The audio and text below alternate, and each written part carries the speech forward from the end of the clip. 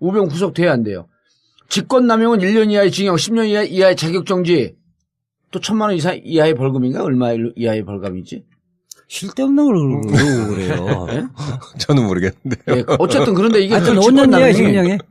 아니야, 직권남용 1년 이하의 징역 아니에요? 아니, 5년 이하의 징역. 5년 이하의 징역이야? 어쨌든. 그 공여죄도 5년 이하의 징역인데. 직권남용도 5년 이하예요? 예, 근데 사안이. 아니, 근데 직권남용 갖고 구속시키는 경우가 잘 없잖아요. 아니, 사안이 중대하면 재질이 나쁘면 구속시키죠.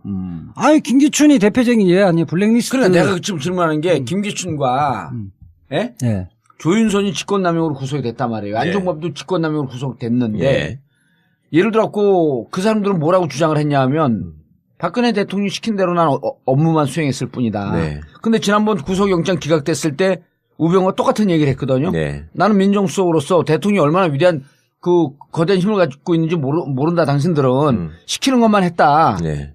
직권남용 아니다. 근데 시키는 것만 했다라고 했던 김기춘 조윤선 다 구속됐거든요. 네. 근데 우병우는 왜 구속을 안 시켜?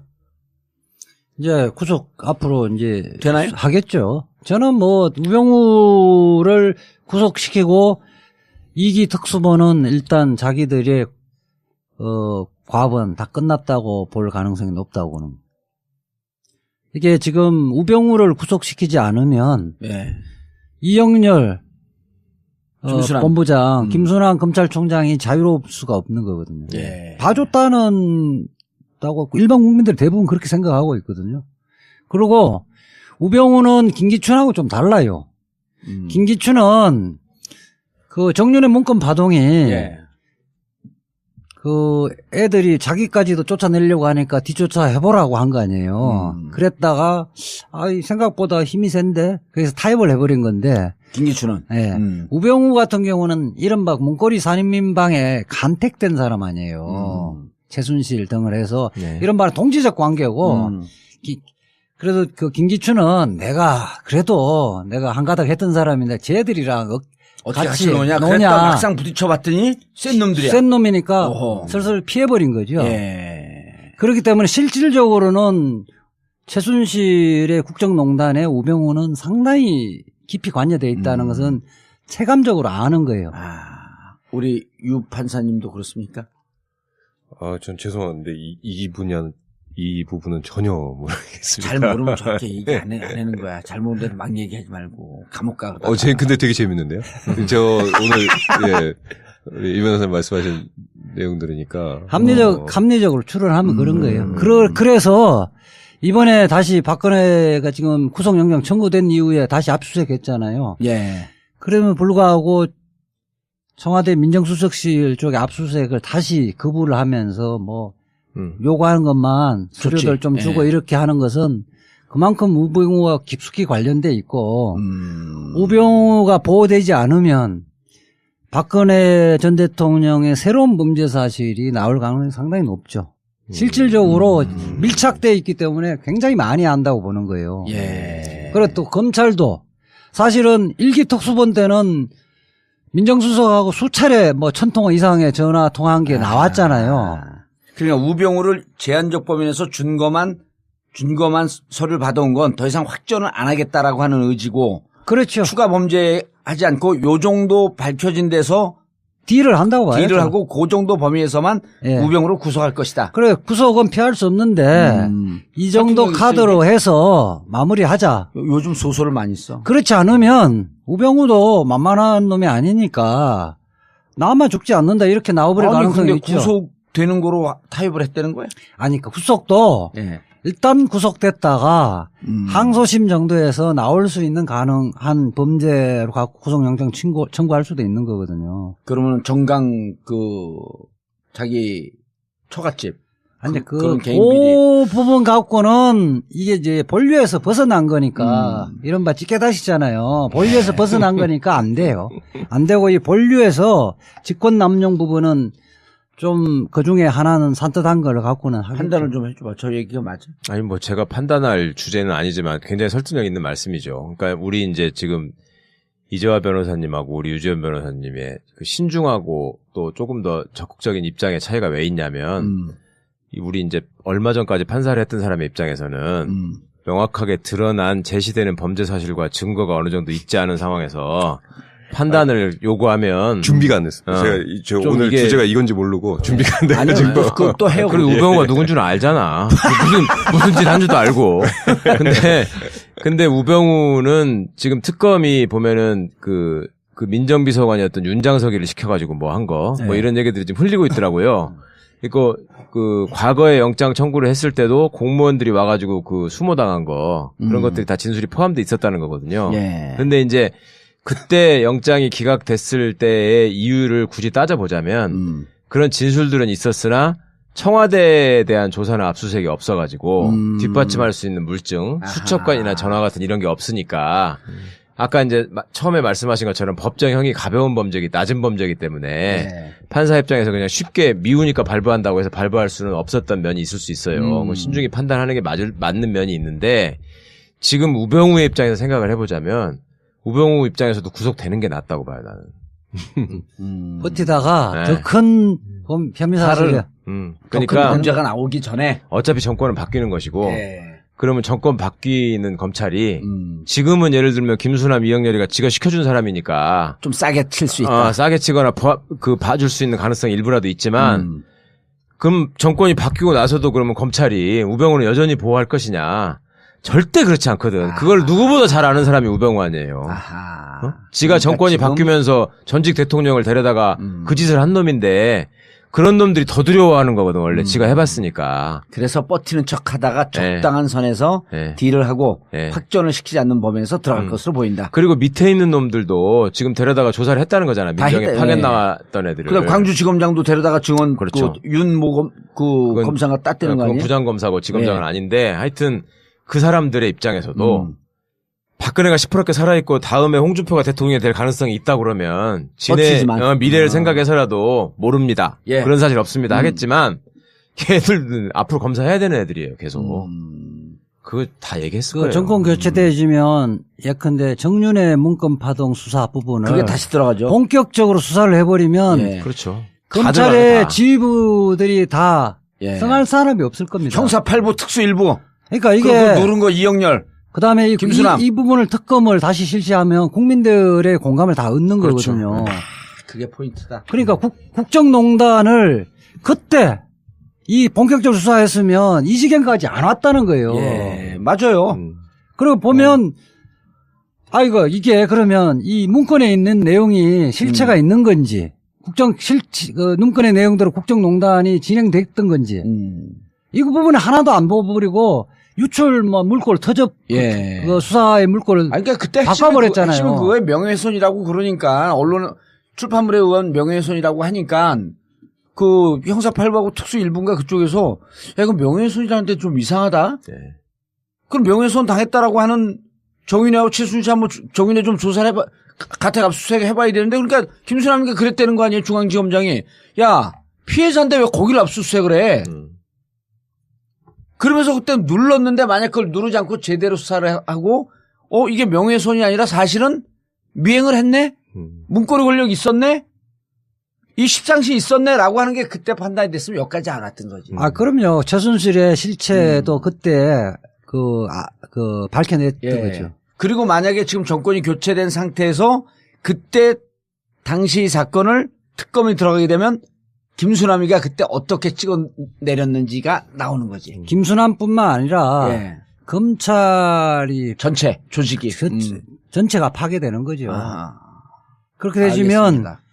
검찰총장부터 수사검사까지 다 연루돼 있는 거 아니에요. 알겠습니다. 그리고 전화한 내용도 나오는 거지.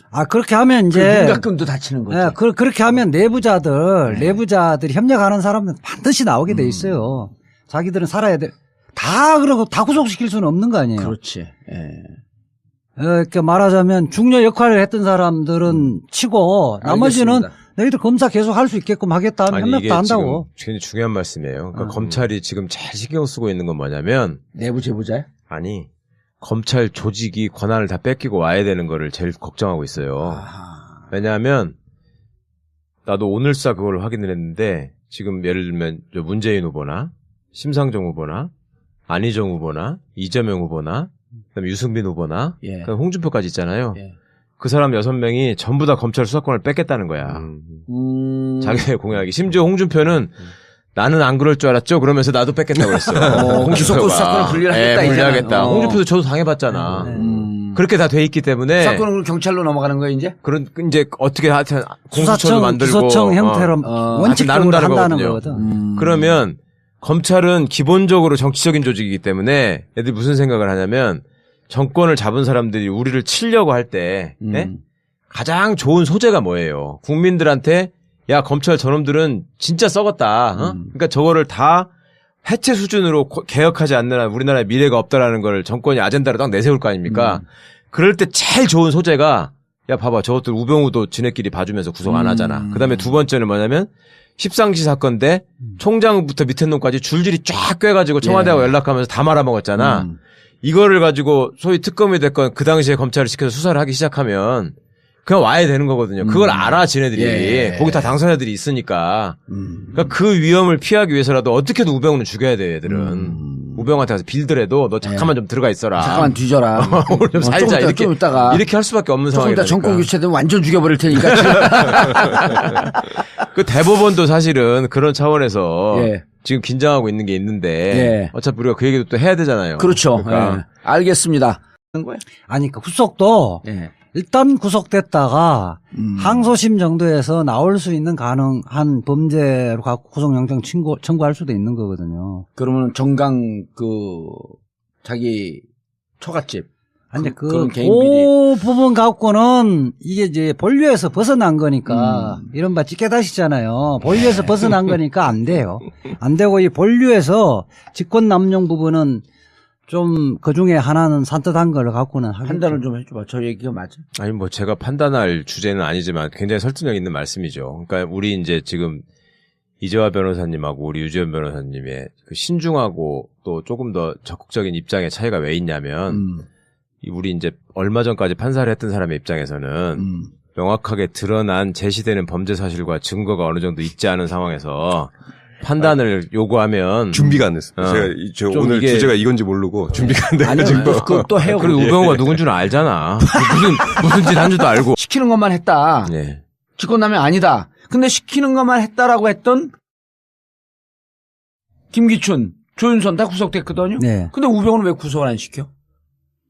이제 구속 앞으로 이제 되나요? 하겠죠. 저는 뭐 우병우를 구속시키고 2기 특수본은 일단 자기들의 과번 다 끝났다고 볼 가능성이 높다고 보는.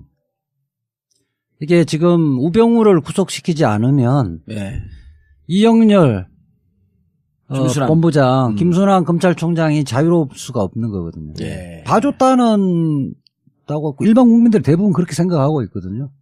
그리고 우병우는 김기춘하고 좀 달라요.